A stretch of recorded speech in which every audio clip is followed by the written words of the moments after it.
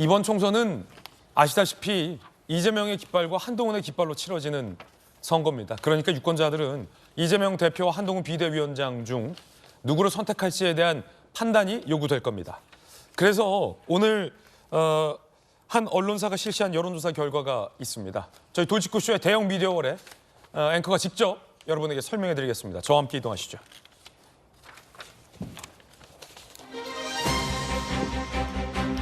이재명 대표가 잘하냐? 한동훈 비대위원장이 잘하냐? 이재명 대표가 못하냐? 한동훈 비대위원장이 못하냐? 각각 잘하는지 못하는지 여론조사가 실시됐습니다. YTN과 엠브레인 퍼블릭의 조사 결과 지금 공개하겠습니다. 자, 양 여론조사 결과를 두 명의 여론조사 결과를 양쪽에 띄웠습니다. 대형 미디어월이 커서 다 띄울 수 있습니다. 먼저 한동훈 비대위원장의 결과부터 볼까요? 한동훈 비대위원장에 대한 직무평가입니다. 매우 잘하면 19%, 잘하는 편이 27%입니다. 잘한다라는 범주의 두 응답을 합치면 46%가 잘한다. 한동훈 비대위원장 잘한다라고 응답을 했습니다. 잘한다라는 한동훈 비대위원장의 응답 결과가 46%에 달한다는 겁니다. 그럼 이재명 대표의 잘한다는 응답은 얼마나 되는지 바로 비교해 볼까요? 매우 잘한다는 8%, 잘하는 편이다는 32%입니다. 역시나 잘한다는 두 개의 범주를 합쳐보면 이재명 대표는 40%가 잘한다라고 답했습니다. 한동훈 비대위원장은 46%가 잘한다. 이재명 대표는 40%가 잘한다라고 응답을 한 겁니다. 46대 40.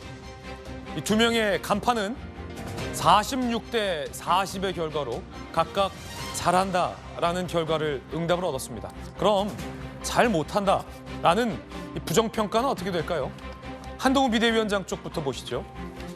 매우 잘 못한다는 20%, 잘 못하는 편은 18%입니다. 합쳐서 못한다라는 응답은 38%가 나왔습니다. 그럼 이재명 대표는 어떨까요? 잘 못하는 편이 25%, 매우 잘 못한다가 24%, 49%가 잘 못한다라고 답변을 했습니다. 잘 못한다 49대 38의 결과가 나온 겁니다. 이 두 사람의 여론 평가가 사뭇 다른데 정혁진 변호사님. 네네.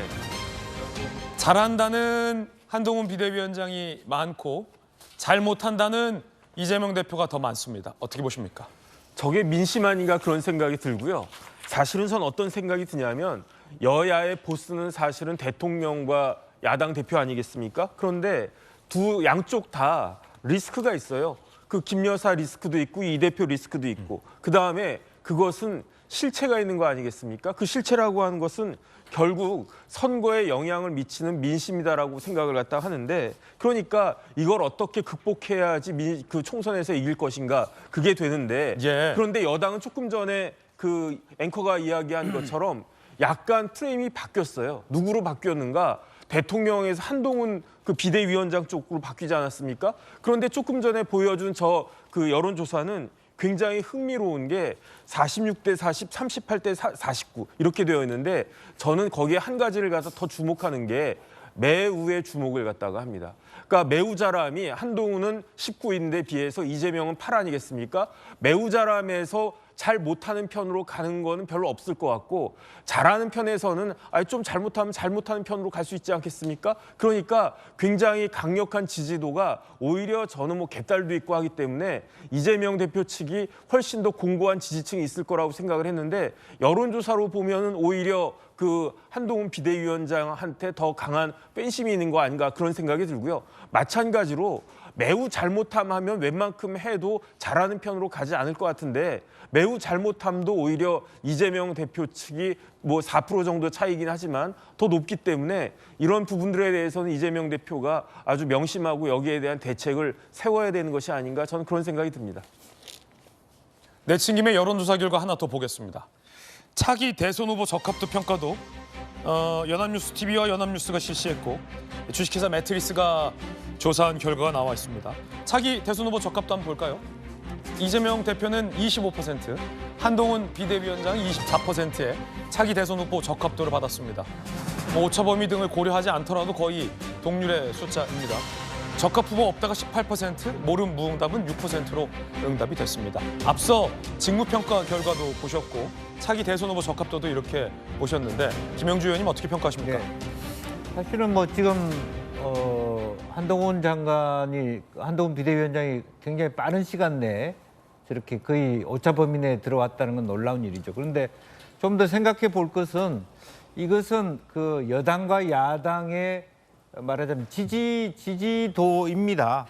따라서 이게 1년 뒤에는 한동훈이 예를 들면 뭐 오세훈이나 원희룡으로 바뀔 수 있다. 네. 그런 정도 다른 인물이 와도 그야말로 유능한 국민의힘의 대표적인 인물이 온다라면 24, 25를 할 수 있다는 의미에서 변동 가능성 측면에 본다라면 오히려 이재명 대표가 변동 가능성이 적고 물론 사법 리스크가 있습니다만은 한동훈 위원장이 변동 가능성이 더 높다. 그런 측면도 한번 볼 필요가 있을 것 같습니다. 예.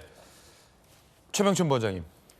지난 10월에 재보궐선거가 있었거든요. 강서구청장 선거. 그랬죠. 강서구청장 선거에서 민주당이 17%포인트로 이겼는데요. 그게 독이 되고 있다고 생각을 합니다. 그 선거에서 민주당이 너무 크게 이겼기 때문에 강서구청장은 원래도 민주당이 좀 센 동네긴 했거든요.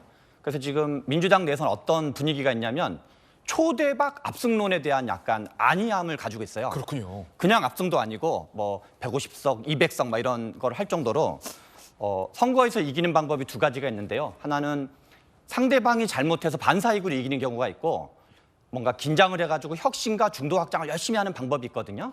저는 이제 반사이익으로 이기는 방법을 감나무 전략이라고 표현을 하고 감나무 전략. 감나무 밑에 이제 입 벌리고 누워 있는 거죠.